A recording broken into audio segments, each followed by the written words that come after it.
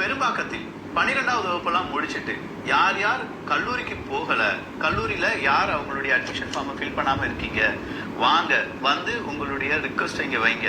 எந்த கல்லூரிக்கு நீங்க சேரணும்னு விரும்புறீங்களோ அந்த கல்லூரியில நீங்க நினைக்கிற மாதிரியான அந்த கோர்ஸ் எடுத்து காவல்துறை சார்பா உங்களை நாங்க படிக்க வைக்கிறோம் அப்படின்னு சொல்லி காவல்துறையினர் ஒரு அழைப்பை கொடுத்திருக்கிறார்கள். அப்படிங்கறத சத்தியமா என்னால நம்ப முடியல.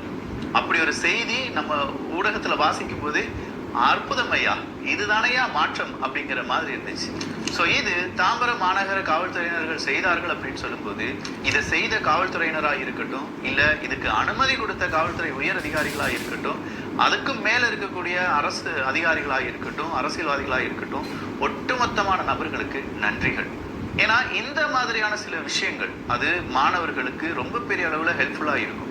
நீங்க கொடுக்குற உத்வேகம், அதுவும் காவல்துறையினர் அப்படின்னு சொல்லி பார்க்கும்போது சாதாரணமா நாங்கெல்லாம் எப்படி காவல்துறை அதிகாரிகளை பார்ப்போம், போலீஸ்யா, பவர்யா, அவங்க எவ்வளவு கஷ்டப்பட்டு அந்த ஜாபுக்கு வந்திருப்பாங்க.